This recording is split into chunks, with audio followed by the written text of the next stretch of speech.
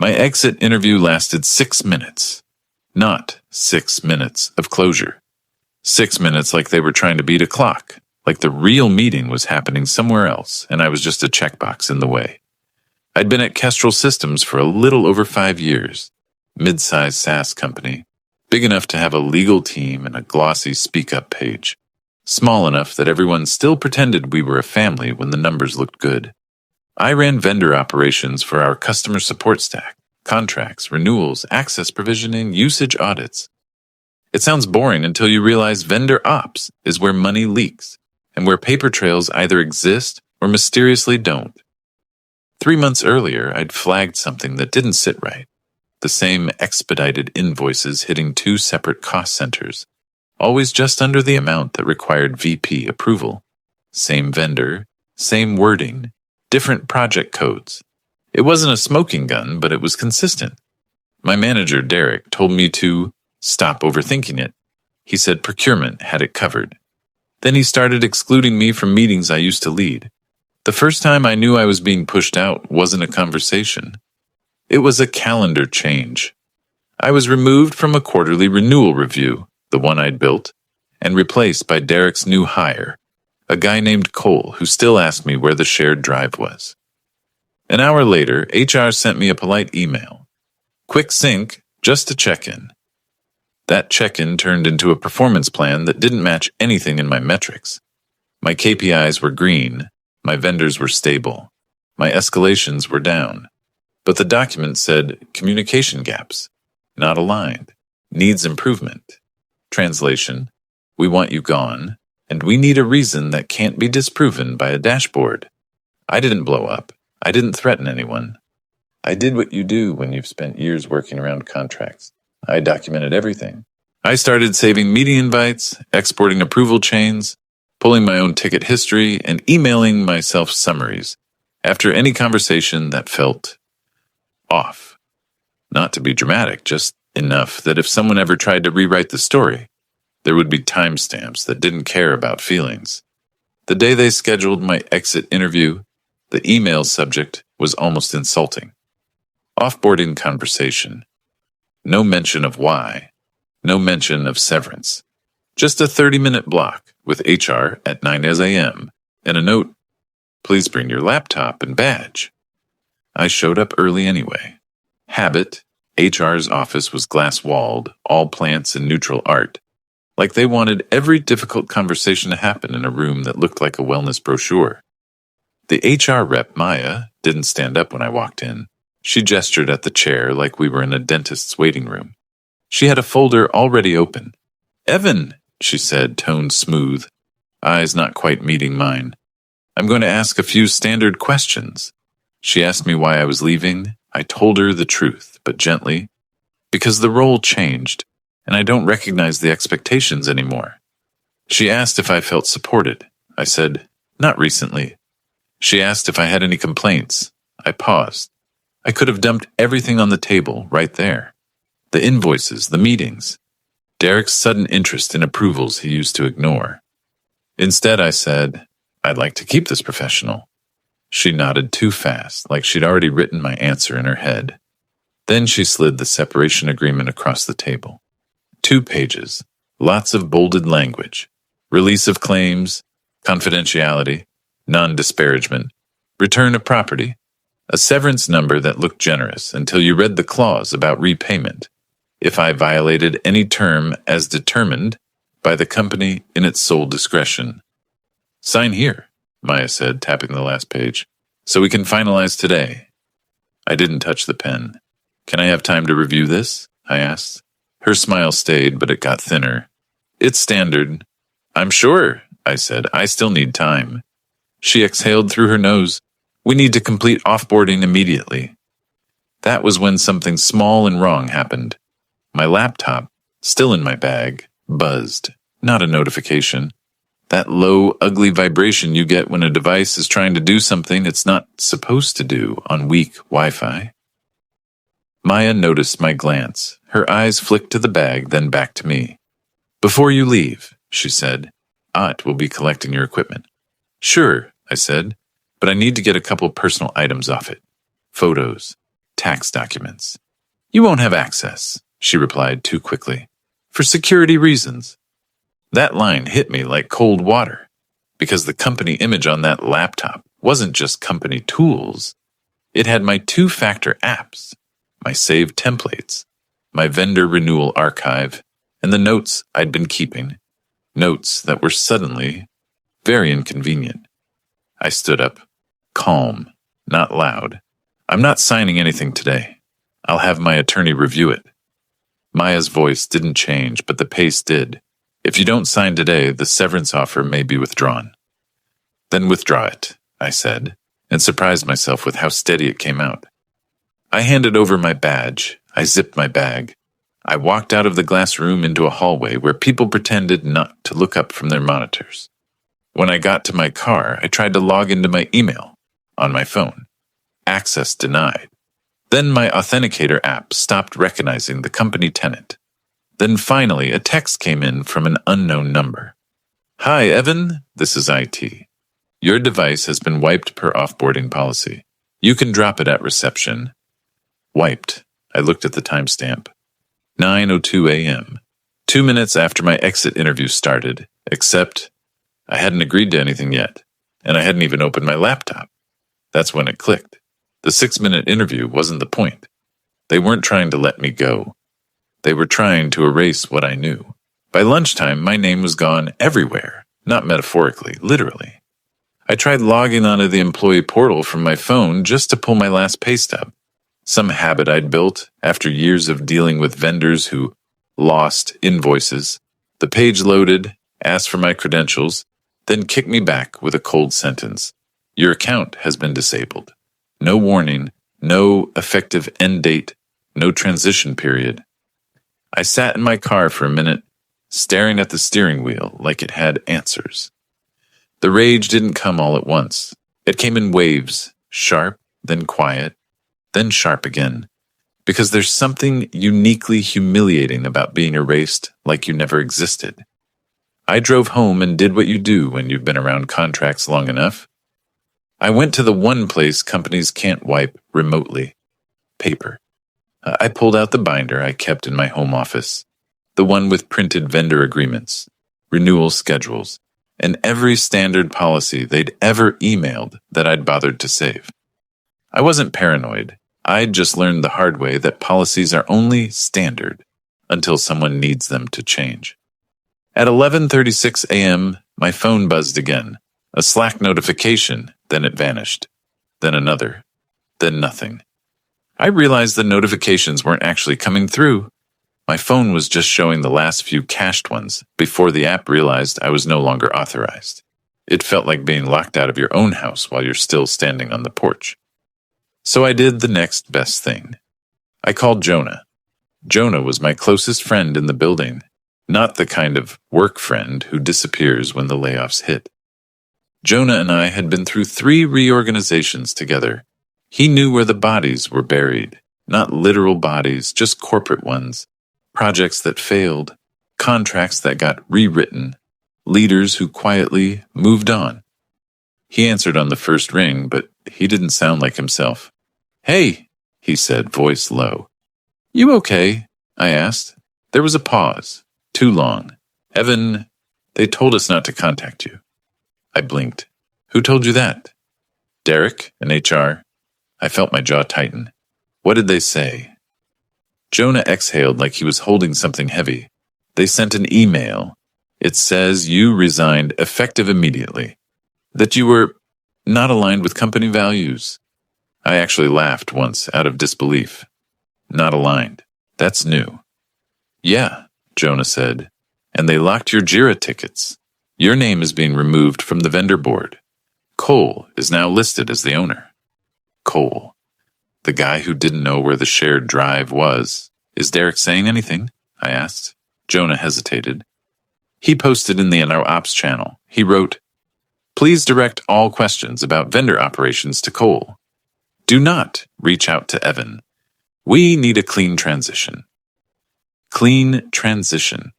Like I was a spill they were trying to wipe before anyone noticed. I thanked Jonah, hung up and stared at my wall for a full minute. My instinct was to fire off emails, to blast Derek, to call HR and demand a written explanation. But I didn't. Because there's a rule in corporate warfare that nobody teaches you until you learn it the hard way. The moment you get emotional, you become easy to control. So instead, I opened a document and started a timeline. 9 a.m. Exit interview begins. 9:02 a.m. Device wiped per IT text. 11:36 a.m. Company-wide email announces my resignation. By noon, my name removed from boards. Projects reassigned. The pace of it was the giveaway. This wasn't a messy firing. It was coordinated. And if it was coordinated, it meant someone had planned it before I ever stepped into HR's glass office. I thought about the invoices again, those expedited charges split across cost centers, the timing, the approvals that never seemed to hit the right level, the way Derek suddenly wanted to be involved in vendor renewals when he'd ignored them for years. Then, like my brain was connecting wires, one specific memory rose up. 2 weeks earlier, I'd used the company's ethics hotline. Not because I wanted to burn the place down, I didn't.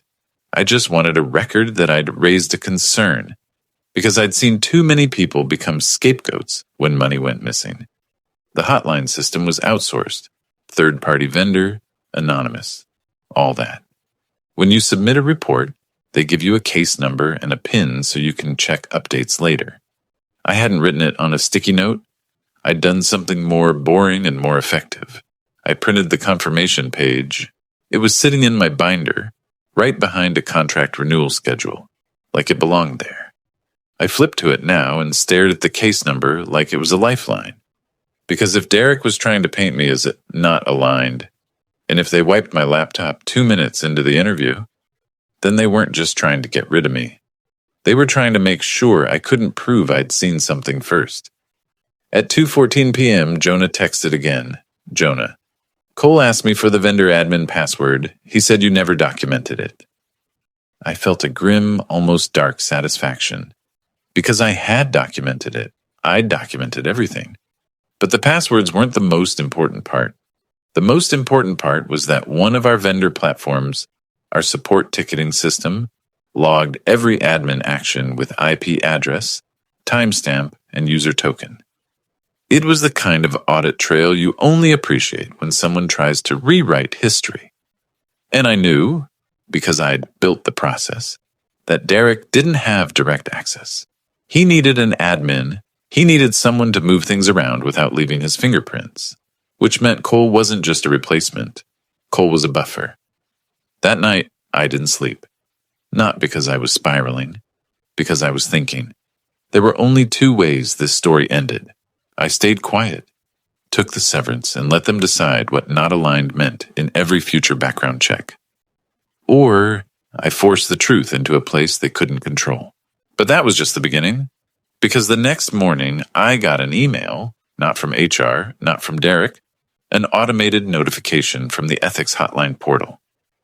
Status update. Your report has been marked resolved 2 weeks after I filed it, the day after they erased me. And the moment I saw that word, my stomach dropped again. Because someone inside the company had accessed my case. Someone had closed it. And if they could do that, they could do much worse. The word resolved sat on my screen like a lie that had been polished. I logged into the ethics hotline portal again, just to make sure I hadn't misread it. Same case number, same PIN, same status. Resolved. No explanation. No investigator note. No request for follow-up. Just a checkbox ending, like what I reported was a spilled coffee, not a pattern of payments that kept sliding under approval thresholds. I took screenshots, full screen with the timestamp in the corner. Then I printed them because I didn't trust anything digital anymore. Not after watching my laptop get wiped 2 minutes into a meeting. I called the hotline vendor's support line next, not to complain. To ask a simple, boring question that corporate systems are built to answer. Can you tell me when this case was closed and by what role? The rep went quiet in that scripted way support people do when your request lands in their "this might get legal" pile. Sir, I can't disclose internal client details. I'm not asking for names, I said. I'm asking for the audit metadata tied to my own report. More silence. Then, I can tell you the case was marked closed yesterday at 10:17 a.m. Eastern. Yesterday. 10:17. That was after my exit interview, after the wipe, after the email announcing my resignation. I thanked her and hung up, hands colder than they should have been. Because now the timeline wasn't just ugly. It was intentional. I wasn't dealing with a bad manager. I was dealing with a coordinated story, written fast, executed faster, and designed to leave me with no way to defend myself. I finally called an employment attorney. Not the dramatic I'm suing everybody kind of call, the calm, adult kind. The kind where you say, here's what happened, and someone who's heard 100 versions of corporate betrayal tells you what matters and what doesn't. Her name was Alicia Crane. I'd gotten her number from a friend outside the company, someone who'd survived a messy termination and lived to talk about it. Alicia listened without interrupting. When I mentioned the wipe at 9:02, she stopped me. Say that again, she said. I got a text from IT saying my device had been wiped per offboarding policy. 2 minutes after the meeting started. And you hadn't signed anything? No. Okay, she said, voice sharpening. That's not a normal offboarding, that's preservation risk. And if they're wiping devices before agreement, they're either sloppy or they're trying to remove evidence. I didn't tell her how good it felt to hear someone else say it out loud. I just swallowed and said, What do I do? You go on record, she replied. Not with HR, with legal, and you do it in a way that forces them to preserve everything. A few hours later, she sent me a draft letter. It wasn't angry. It wasn't emotional. It was cold and specific. Do not destroy, alter, or delete records related to my employment, access, approvals, vendor invoicing, offboarding workflow, and the ethics hotline report. Preserve system logs, HRIS initiation, SSO changes, device management commands, admin action logs, IP addresses, timestamps. Preserve communications, email, Slack, ticket comments, approvals. It was a litigation hold without calling it that. A boring document with teeth. I read it twice, then signed it electronically. Alicia sent it to the company's general counsel address, the public one listed in the employee handbook, and copied a second address. The audit committee whistleblower mailbox that most people never notice. I didn't know who monitored it. I didn't care. What mattered was that it existed outside Derek's reach. When I hit send, I felt a small shift in my chest. Not relief, something sharper. That night, I stopped trying to be the reasonable one. I stopped thinking, if I stay polite, they'll be fair. Fair wasn't part of the plan. Protecting myself was. Jonah called me after work, voice lower than before. They're acting weird, he said. Define weird. Internal audit is on our floor, like, actually here. Not an email. People in badges I don't recognize. They pulled Cole into a room for an hour. My throat tightened. What are they asking about? Jonah hesitated. Vendor access. Approval chains. Who has admin rights? And they asked about you. I stared at the wall, letting the words settle. They asked about me, not as a person, as a shape in a story. Did Derek say anything? I asked. Jonah let out a short breath. He's trying to look calm, but he keeps checking on things. He asked IT to confirm your account termination time, like he's making sure his timeline matches. That line made my skin prickle, because it meant Derek knew time mattered now. I opened my binder again and pulled out the ethics hotline confirmation page. Case number, date submitted, the category I'd chosen. Financial irregularities, procurement. Then I pulled out my own notes. The invoices that kept arriving split just under approval limits. The project codes that rotated like a shell game. The one vendor rep who always sounded uncomfortable when I asked for backup documentation. None of it was a smoking gun alone. But together, it was a map. I texted Jonah one sentence. Do not put anything in writing to Derek. If audit asks you something, answer truthfully and keep it simple. He replied almost immediately. Okay. Evan, are they trying to pin this on you? I stared at that message longer than I should have, because the answer was obvious. Yes. They'd wiped my device. They'd rewritten my exit. They'd closed my hotline case. And now Audit was asking questions about actions tied to vendor systems I used to control. If I was a villain in their narrative, the first thing they had to do was remove the person who could prove the villain didn't exist. My phone rang the next morning at 8:06 a.m. Unknown number, I let it go to voicemail. Then it rang again, same number. The voicemail came through as a transcription. Evan, this is Marissa Shaw with Internal Audit. Please call me back today regarding an ongoing review. This is time sensitive. I stood there in my kitchen, phone in my hand, feeling that strange mix of dread and clarity. Because now it wasn't just me versus Derek.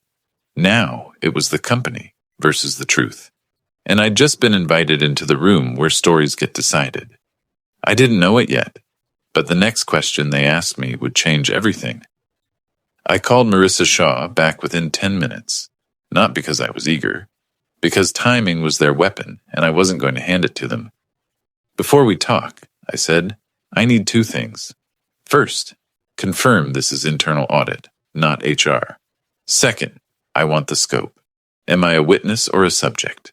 There was a pause, professional, careful. Internal audit, she said, and right now, you're a witness. But there are transactions and approvals tied to your credentials after hours. We need to understand how that's possible. Understood, I said. My attorney will be present. She didn't argue. That told me everything. Alicia joined the call, then set the tone in one sentence. We're happy to cooperate. We also expect a preservation hold to be active and for Mr. Blake's file to be treated as protected. Marissa's answer was clipped. That's already in progress. 2 hours later, I was back in the building I'd been erased from, not through the lobby. Through a side entrance with a security desk I'd barely noticed for 5 years, because you don't notice the exits until someone pushes you out one. A security lead met me there. His name was Grant. I'd only seen him during serious incidents, and he had that calm face people develop when they've watched a lot of panic up close. He handed me a visitor badge. Conference room 14B, top floor. On the elevator up, I kept my breathing slow. I wasn't going to walk in looking like a man begging to be believed. I was going to walk in like a man who brought receipts. The room was already full. Marissa from audit. Grant from security. A woman from legal I'd never met. Angela Park, corporate counsel. And sitting at the far end like he owned the oxygen in the room, Derek. He didn't stand. He didn't smile. He just watched me, jaw tight, hands folded too neatly like he was holding himself in place. Cole was there too, 3 chairs away from Derek, eyes wide and bloodshot, like he'd been up all night trying to remember what he'd said to who. Angela spoke first. Evan, thank you for coming in. This is an internal investigation. We need your cooperation. Your attorney can participate by phone. Alicia's voice came through the speaker, calm and flat. Proceed. Marissa slid a packet across the table toward me. We're going to ask about 3 things. Vendor invoicing changes, admin access, and approvals logged under your user identity after business hours. I opened the packet and my stomach went cold for a second because the pages looked official. Screenshots, exported logs, timestamp trails. My name printed next to actions I hadn't taken, but the details were sloppy. The vendor platform showed Blake approving changes at 2:14 a.m., 2:18 a.m., 2:22 a.m. Rapid automated timing, like someone was clicking through with a checklist. My real work never looked like that. I always left notes. I always attached documentation. I always created a ticket. These actions had none. Marissa watched my face. Did you approve these? No, I said. And the pattern tells you that. Derek scoffed, quiet but audible. That's convenient. I looked at him, then back at Marissa. You have the IP addresses. What are they? Grant flipped one page. We do. 2 are from a residential ISP. 1 is from our own network through VPN. I nodded once. Great. Now we're talking reality. Angela leaned forward. Evan, your access was terminated yesterday morning. Yet these actions happened before and after that. We need to understand how your credentials were used. I reached into my bag and put my own packet on the table. Printed timelines, screenshots, hotline confirmation, and the IT text about the wipe. Start with this, I said, sliding it toward Marissa. My exit interview began at 9 a.m. At 9:02, IT texted me that my device had been wiped. I hadn't signed anything. That wipe wasn't offboarding. It was evidence removal. Derek's head snapped up slightly, like he didn't expect me to say it out loud. Angela's eyes flicked to Grant. Was the wipe command logged? Grant didn't answer immediately. He opened a folder, checked a page, then said, Yes. Mobile device management shows a remote wipe initiated at 9:01 a.m. by an IT admin account. Whose? Alicia asked over the speaker. Grant glanced at Angela, then back down. The action was initiated by IT. The request ticket was created by HR. Maya's name wasn't spoken, but it didn't need to be. Marissa didn't look at Derek when she spoke next, but the room did. Who requested HR initiate the offboarding ticket before the agreement was signed? Silence. Not the awkward kind, the loaded kind. Derek finally cleared his throat. Standard procedure. We have to protect company assets. And yet, I said, keeping my voice even, the company asset they protected was the one device that contained my work history, my audit notes, and my documentation. Meanwhile, my name was removed from systems by noon, and my ethics report was marked resolved at 10:17. Marissa's eyes sharpened. You filed an ethics report. I did. 2 weeks prior, financial irregularities, procurement. I handed her the hotline confirmation page. She read it, then looked at Angela. Angela's expression changed. Not dramatic, but enough. It's the look lawyers get when a new fact turns a manageable mess into a board-level problem. Derek shifted in his chair. Cole swallowed hard. Marissa turned the page in my packet. You mentioned invoices just under approval thresholds. Yes, I said. Same vendor, split charges, rotating cost centers. Always under the line that triggers VP approval. I raised it to Derek. I got told to stop asking. Derek's voice was tight. That's not true. I didn't argue. I didn't need to. Grant slid another page forward, this one with building access logs. Derek, he said neutral, your badge accessed the building at 2:03 a.m. on the same night these approvals occurred. Derek's face actually drained. Not guilt, panic, real involuntary panic. That's impossible, he said quickly. I wasn't here. Grant didn't blink. Badge reads don't misremember. Cole's chair scraped slightly. He looked like he might stand up and run. Marissa spoke softly, like she was trying not to spook an animal. Derek, can you explain why your badge entered the building at 2:03 a.m. and why the VPN connection at 2:12 a.m. originated from an endpoint associated with your assigned laptop?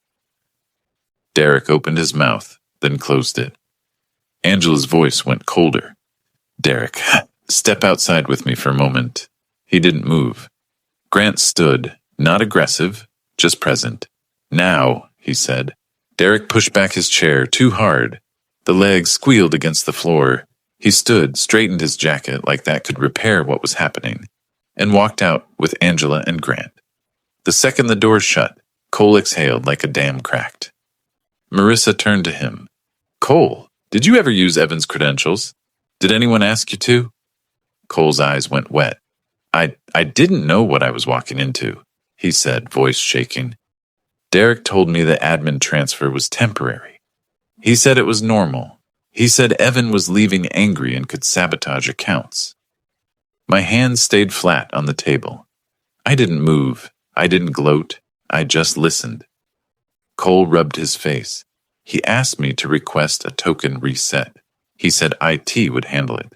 He said, He said he needed to clean up the vendor side before audits saw it. Marissa didn't react outwardly, but her pen paused midair. And, Cole added, almost whispering, he had me change the invoice routing rule. He told me it was just reclassing. In that moment, I felt the first real hit of something like satisfaction. Small, sharp, not final. Because it wasn't my name collapsing anymore. It was his. Then the door opened again. Angela came back in alone. Her face was controlled, but her eyes had that tight focus lawyers get when the situation is now bigger than the room. Evan, she said, we are placing Derek on administrative leave, effective immediately. I didn't speak. I just nodded once. And, she continued, we need to discuss your separation classification and a formal correction to the record. She hesitated, then added the line that told me the story had another layer. This isn't just about the invoices. We found something else tied to that vendor, something that predates your report. And that's when I understood. The 6 minutes were never meant to remove me. They were meant to remove the one person who would slow down the cover-up before it hit daylight. When Angela said, we found something else, the room didn't get louder, it got smaller. Marissa stopped writing. Cole stared at the table like it might swallow him. The air felt tight, like the building itself was holding its breath. Angela placed a second folder in front of me, thicker than the first. This one had a red sticker on the cover, privileged and confidential. Alicia's voice came through the speaker, controlled but sharp. Angela, be careful. If you're asking my client questions under counsel's direction, we need clarity on the purpose. Angela nodded once. Understood. Evan, we are not asking you to speculate. We're asking you to confirm what you know and what you had access to. Marissa slid one page to the top. A vendor master record, a payment history, a short list of approved banking details, routing and account numbers. Then a single line highlighted in yellow. Bank account updated 47 days ago. Requested by D. Hart. Approved by C. Warren. I stared at the names, Derek Hart. And the approval, C. Warren, was our CFO. My throat went dry. Angela watched my face. You never saw this? No, I said. I couldn't. Vendor banking changes required finance controls. My team could only see invoice routing, not bank details. Marissa nodded like she'd already suspected that. Then explain this, she said, sliding another page forward. It was an audit extract, an access log from our vendor payment platform. Time, user, action IP address. And there it was again. E. Blake. My user ID. In a system I didn't even have access to. I let out a short breath, half disbelief, half anger. That's not possible. It shouldn't be, Marissa said, which is why this is now security, legal, and audit. Grant, still in the room now, standing near the door, said quietly, we traced how your ID appeared in the payment platform. It wasn't you logging in. It was your identity being used as a label through an integration. I looked at him. What integration? Marissa answered. Sue's single sign-on and an internal connector. Whoever changed it made it look like your identity performed the action, even if the action was executed by a service account behind the scenes. My stomach dropped in a slow, sick way, because that wasn't an accident. That was design. Alicia's voice came through the speaker, colder now. You're telling me someone engineered an audit trail to point at Evan? Angela didn't deny it. She didn't confirm it either. Just enough lawyer fog to stay protected. We're telling you the audit trail doesn't align with access rights. Cole made a small sound, like he'd been hit in the chest. I didn't know about any of this, he said. I swear. Marissa turned to him. Cole, did Derek ever mention the CFO? Or tell you that finance was involved? Cole shook his head quickly. No. He said the invoices were operational. He said finance didn't want to be bothered. Angela's eyes tightened. That was when I realized something that hit harder than the invoices, harder than the wipe, harder than being erased from my own job. If the CFO's name was on a vendor banking change, and my user ID was being used as a label in a system I couldn't access, then Derek wasn't acting like a lone wolf. He was either protected or he was being used. Marissa folded her hands. Evan, we have to ask you directly. Did Derek ever instruct you to create an exception for this vendor? No, I said. He told me to stop asking questions.